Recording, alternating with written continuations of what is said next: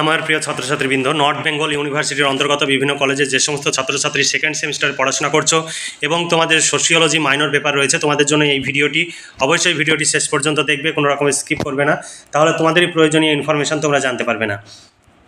দেখো, north Bengal university second semester sociology minor 2 paper sociology of India তোমাদের syllabus ও suggestion উপস্থাপন করব। তবে প্রথমে আমি সিলেবাস উপস্থাপন করব, তারপরে আমি সাজেশন উপস্থাপন করব। তোমরা অবশ্যই ভিডিওটি দেখবে। তোমাদের যে সিলেবাস রয়েছে এই সিলেবাস অনুযায়ী আমাদের নোটস রেডি হয়ে গেছে। যদি নোটস সংগ্রহ করতে চাও তাহলে 250 টাকা পেমেন্ট করতে হবে। শর্ট প্রশ্ন, বড় প্রশ্ন, কমপ্লিট উত্তর সহ পেয়ে যাবে। এর বাইরে কোনো প্রশ্ন উত্তর পড়ার প্রয়োজন হবে না, পরীক্ষায় 100% কমন পাবে। চলো দেখে নিই সিলেবাস। দেখো, syllabus 2025 sociology in India unit 1-এ তোমাদের রয়েছে ভারত বহুবচন সমাজ অর্থাৎ বহুত্ববাদী সমাজ। এটা হবে, একটু মিস্টেক হয়েছে। 1 নম্বর হচ্ছে ভারতের বহুত্ববাদ। 2 নম্বরে রয়েছে ভারতের বৈচিত্র্য, ধর্ম, জাতিগত, ভাষাগত, আঞ্চলিক। তারপর 3 নম্বরে তোমাদের রয়েছে বৈচিত্র্যের মধ্যে ঐক্য। ইউনিট 2-এ তোমাদের পড়তে হবে সামাজিক প্রতিষ্ঠান এবং অনুশীলন। সামাজিক প্রতিষ্ঠানে তোমাদের যেগুলো পাঠ্য রয়েছে জাতি ধারণা বা জাতিগত ধারণার সংজ্ঞা, বৈশিষ্ট্য, যজমানী ব্যবস্থা আর পরিবর্তনের প্রকৃতি। 2-এ রয়েছে উপজাতির ধারণা, সংজ্ঞা, বৈশিষ্ট্য, অবস্থান, উপজাতির অর্থনীতির বৈশিষ্ট্য আর হচ্ছে প্রকারভেদ। 3 নম্বরে রয়েছে গ্রামের বৈশিষ্ট্য, অর্থনীতি, পরিবর্তনের প্রকৃতি। এরপরে 3 নম্বর ইউনিটে তোমাদের রয়েছে পরিবারের প্রতিষ্ঠান অর্থাৎ পরিবার প্রতিষ্ঠানের অর্থ, সংজ্ঞা। 3 নম্বরে রয়েছে পরিবার প্রতিষ্ঠানের উপাদান, বৈশিষ্ট্য। আর তারপরে তোমাদের পড়তে হবে পরিবারের কার্যাবলী আর সাম্প্রতিক কাঠামোগত কার্যকারী পরিবর্তন পরিবার সম্পর্কে, এগুলো সমস্ত তোমাদের পড়তে হবে। এরপরে ইউনিট 4-এ তোমাদের পড়তে হবে বিবাহ প্রতিষ্ঠানের অর্থ, সংজ্ঞা, বৈশিষ্ট্য, বিবাহের ধরন আর বিবাহের সাম্প্রতিক পরিবর্তন। এই ছিল তোমাদের সিলেবাস। এখানে সিলেবাস তোমাদের ছোট মনে হতে পারে, কিন্তু এর পরিধি অনেক বড়। তোমরা যদি এই সিলেবাস অনুযায়ী নোট সংগ্রহ করতে চাও 250 টাকা পেমেন্ট করতে হবে। শর্ট প্রশ্ন, বড় প্রশ্ন, কমপ্লিট উত্তর সহ পেয়ে যাবে। আমাদের কাছে নোট সংগ্রহ করলে তোমাদের এখানে ওখানে ছুটে বেরিয়ে নোট সংগ্রহ করার কোনো প্রয়োজন হবে না। পরীক্ষায় 100% কমন পাবে। তোমাদের অর্থ এবং সময় সাশ্রয় হবে। তাই দেরি না করে আজই নিচে দেওয়া হোয়াটসঅ্যাপ নম্বরে যোগাযোগ করে এবং নোটসগুলো সংগ্রহ করে নাও। আমাদের নোটস তৈরি করতে সময় লাগে, কারণ আমাদের প্রচুর ইউনিভার্সিটি রয়েছে। সমস্ত ইউনিভার্সিটির নোটস তৈরি হয়। যে ইউনিভার্সিটির যে বিষয়ের ছেলে মেয়েদের চাহিদা বেশি হয় সেগুলো আমরা আগে ছাড়তে বাধ্য হই। তাই তোমাদের যেহেতু সোশিওলজি বিষয়ের তেমন চাহিদা নেই বলে আমরা সেইভাবে তৈরি করিনি, তবে আমরা তৈরি করলাম। হয়তো দেরি হয়ে গেছে, তোমরা আমাদের সহযোগিতা করবে। আমাদের কাছ থেকে নোটস সংগ্রহ করলে আগামী সেমিস্টার থেকে আমাদের কাছে আরও তাড়াতাড়ি নোটস পেয়ে যাবে। এবার দেখো সাজেশন 2025। সাজেশনের ইউনিট 1 অনুযায়ী প্রত্যেকটা ইউনিট ধরে ধরে তোমাদের সামনে আমি সাজেশনের প্রশ্নগুলো তুলে ধরবো। যেগুলো বেশি তোমাদের জন্য ইম্পর্ট্যান্ট এবং লাস্ট মিনিট সাজেশন, সেগুলোতে বেশি স্টার চিহ্ন দেওয়া থাকবে, সেইগুলো তোমরা অবশ্যই ফলো করবে। 1 নম্বর প্রশ্ন দেখো, ভারতের বহুত্ববাদ সম্পর্কে আলোচনা করো, অথবা বহুত্ববাদ কাকে বলে, এর বৈশিষ্ট্যগুলি লেখো। 2 নম্বর প্রশ্ন, ভারত নামের উৎপত্তি সম্পর্কে আলোচনা করো, অথবা ভারত নামের উৎপত্তির উপরে আলোকপাত করো। তারপর 3 নম্বর প্রশ্ন, ভারত কিভাবে বৈচিত্র্যের মধ্যে ঐক্যের ধারণা প্রদান করে, আলোচনা করো। এখানে অনেক রকম প্রশ্ন হতে পারে, সেই সমস্ত প্রশ্নের এখানে অথবা দিয়ে তুলে ধরা হয়েছে। তোমরা যদি সংগ্রহ করো ভীষণভাবে উপকৃত হবে। এরপরে ইউনিট 2-এ তোমাদের যেগুলো পড়তে হবে, 1 নম্বর জাতি প্রথার অর্থ লেখো, অথবা জাতির ধারণা ব্যাখ্যা করো। এখানে অনেক অথবা প্রশ্ন দেওয়া রয়েছে। 2 নম্বর ভীষণ ইম্পর্টেন্ট তোমাদের পরীক্ষায় আসার জন্য, জাতি ব্যবস্থা বা জাতিভেদ প্রথার বৈশিষ্ট্যগুলি আলোচনা করো। 3 নম্বর প্রশ্ন, জাতি ব্যবস্থার পরিবর্তন সম্পর্কে আলোচনা করো। 3 নম্বর প্রশ্ন, স্বাধীন ভারতে জাতি বা জাতিভেদ প্রথা বা জাত ব্যবস্থার পরিবর্তনের কারণ সম্পর্কে আলোচনা করো। 4 নম্বর প্রশ্ন, আধুনিক ভারতে জাত ব্যবস্থা টিকে থাকার কারণগুলি লেখো।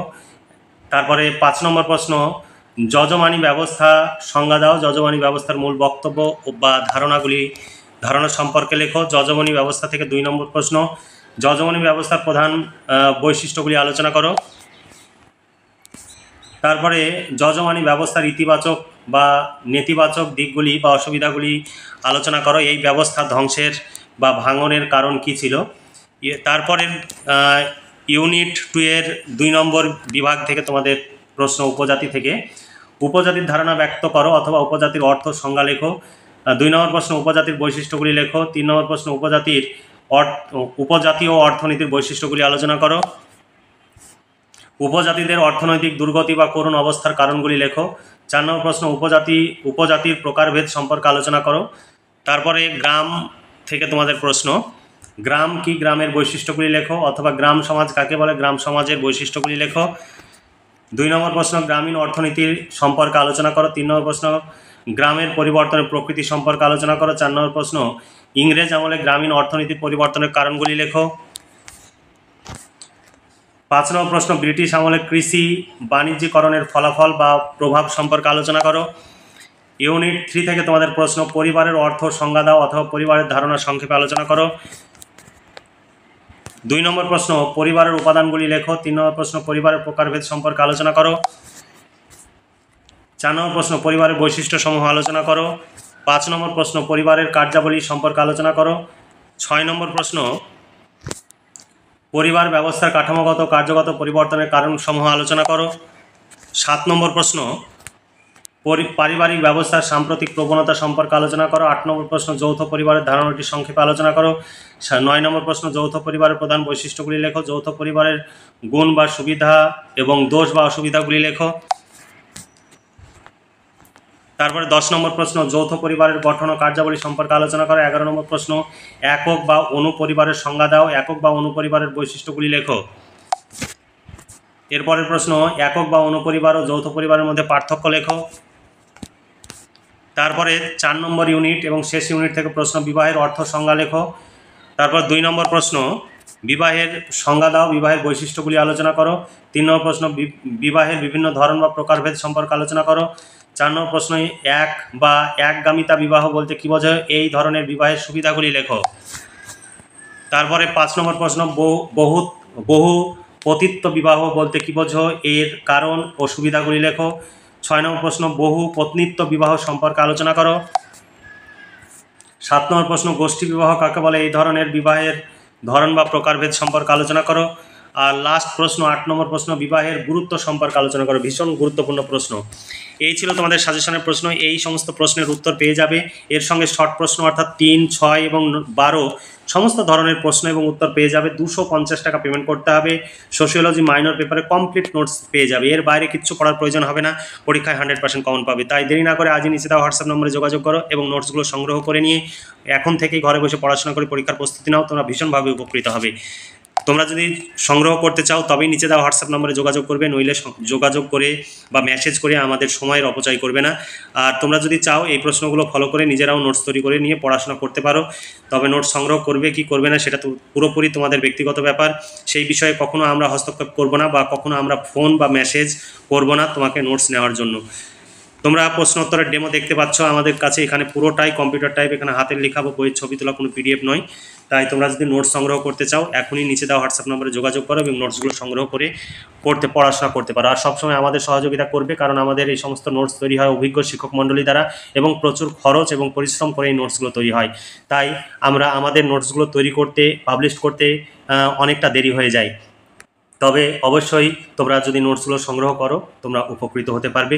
আমাদের কাছে সংগ্রহ করবে, তাহলে আমরা প্রতি সেমিস্টারে তোমাদের জন্য নোটস তৈরি করতে পারবো। কারণ আমাদের লস হয়ে যায় তাহলে আমাদের পক্ষে কাজ করা সম্ভব নয়। তাই অবশ্যই বন্ধুদের বলবে আমাদের কাছে নোটস নিতে, তাহলে তোমরা যেমন উপকৃত হবে, আমাদের এই কাজ চালিয়ে যাওয়ার জন্য প্রয়োজনীয় অর্থের যে যোগান সেটিও আসবে। তাহলে আজকে এই পর্যন্তই। তোমরা ভালো থেকো, সুস্থ থেকো এবং খুব ভালোভাবে পড়াশোনা করে পরীক্ষার প্রস্তুতি নাও। এই শুভকামনা জানিয়ে আজকের ভিডিওটি এখানেই সমাপ্তি ঘোষণা করছি।